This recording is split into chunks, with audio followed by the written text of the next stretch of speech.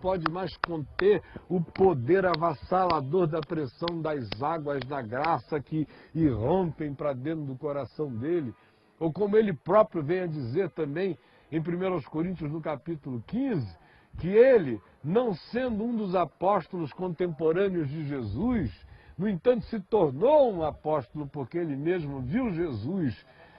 Ele diz, eu sou o menor de todos eles, pois eu persegui a igreja de Deus, eu os obrigava a blasfemar, mas a graça de Deus me alcançou e o Senhor teve misericórdia de mim e eu nasci. É trauma, eu nasci com fórceps, eu nasci como um nascido fora de tempo e trabalhei mais do que todos os outros apóstolos, não eu, mas a graça de Deus comigo. Os anos vão passando e os movimentos de libertação em Israel vão crescendo, dos zelotes, dos sicários. A população em geral já não aguenta mais a presença romana aqui. Havia os essênios em Curã, que já haviam se separado de tudo e de todos, porque acreditavam que o que aqui estava estabelecido tinha tido já os seus dias decretados e finalizados.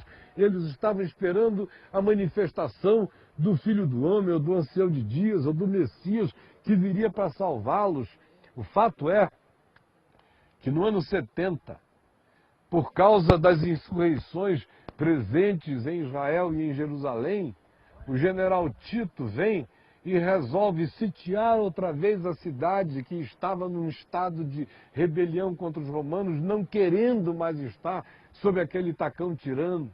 E o que acaba acontecendo é que eles não só sitiam a cidade, mas eles a invadem, derrubam os muros, queimam os templos, o templo, destroem todas as coisas, a população é morta, outros são dispersos, levados e espalhados pelo mundo afora.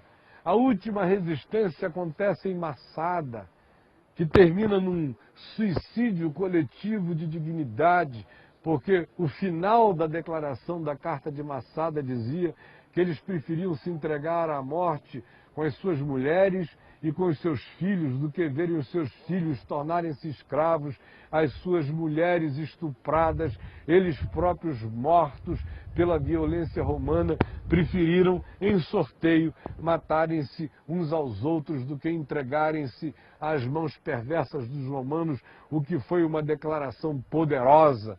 Nós preferimos o abraço da morte do que qualquer que seja o vínculo com vocês. As coisas continuam a acontecer nessa cidade. Houve um tempo, já aí no início do segundo século, que ela muda de nome. Ela passa a ser tratada como uma cidade pagã. A Hélia Capitolina, com altares pagãos erguidos no lugar aonde era o templo. A sucessão de coisas vão se dando até que Constantino dá aquele golpe de mestre, cria o cristianismo por volta do ano 322.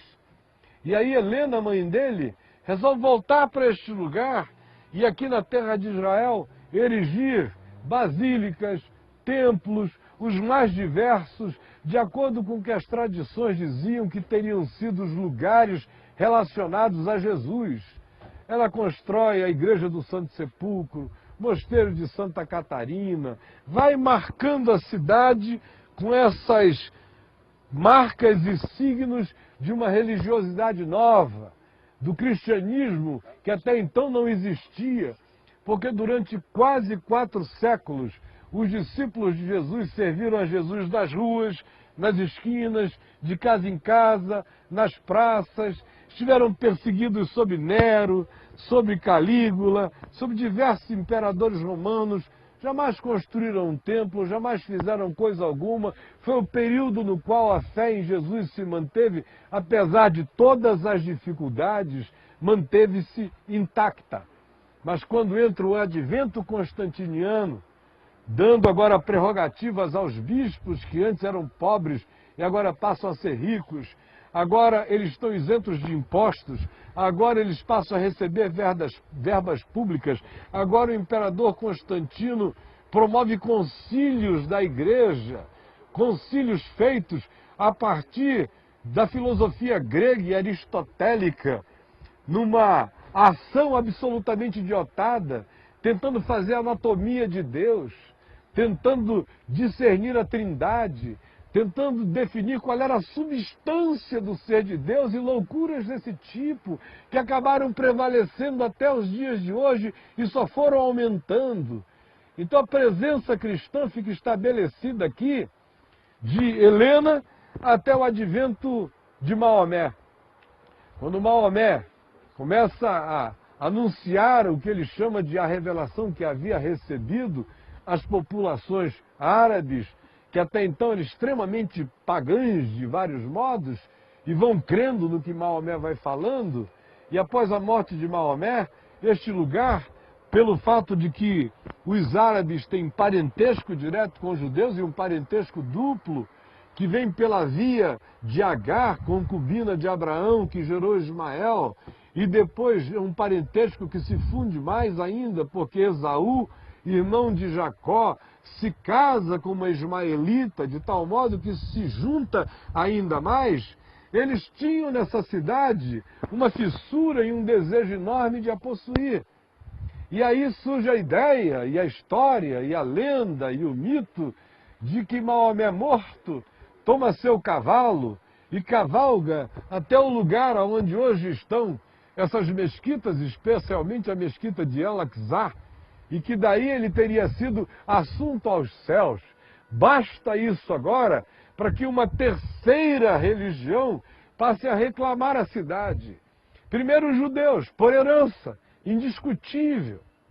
Depois os cristãos, não durante os 300 anos de discipulado simples dos que seguiam a Jesus, mas depois do pai do cristianismo, Constantino, ter estabelecido os seus marcos e suas basílicas, ele quer poder sobre essa cidade. E agora chegam os muçulmanos dizendo: Maomé ascendeu aos céus daqui, esse lugar também é nosso. E aí chega essa outra presença forte, poderosa, que se estabelece por mais de 300 anos. Até que lá na Europa, um surto de reis resolve retomar a Terra Santa. Era um estratagema do papado, que estava também perdendo poder, e a maneira que ele tinha de fazer uma coalizão de nações que até então estavam ligadas ao poder do papado, e que gradativamente os papas estavam sentindo que elas estavam se desconectando do centro papal, que tinha sido também estabelecido por Constantino. Surgem as cruzadas. As cruzadas têm interesse político do papado, têm interesse econômico, mas o pretexto é recuperar os lugares sagrados da Terra Santa, a custódia da Terra Santa. Isso acontece durante 200 anos. Os cruzados vêm para cá, de início expulsam os muçulmanos, guerras se intercalam, até que ao final de 200 anos eles são derrotados nos corpos de Ritim por Saladino. E aí outra vez a presença muçulmana domina completa e significativamente a cidade. Os anos vão passando, a gente já virou agora do primeiro milênio cristão para o segundo milênio cristão, com essa presença que se faz aqui real, até a chegada dos turco-otomanos, que vieram a construir as atuais muralhas dessa cidade, que tem 500 anos de idade, as muralhas atuais. Isso acontece até que chega depois disso o mandato inglês, que dura até o fim da Segunda Guerra Mundial, quando a ONU, olha só, a gente está vindo de Melquisedeque já para a ONU. A ONU decide, pelo voto de Minerva de um brasileiro, que os judeus teriam direito de voltar para cá depois do terrível, incomparável, inconcebível, inominável, diabólico holocausto que matou milhões e milhões e milhões de judeus na Europa. E eles vêm em barcos. Já havia aqui presenças judaicas, porque nunca deixou de haver algum tipo e forma de presença de judeus no lugar. Mas naquele período, antes da chegada deles em 1948, havia grupos fazendo assentamentos, alguns comprando terrenos na Galileia, outros comprando terrenos na região litoral sul de Israel, onde antes era a terra dos filisteus, plantando, tentando voltar para as suas próprias raízes. Mas o que acontece é que em 48 Israel resolve, tem a permissão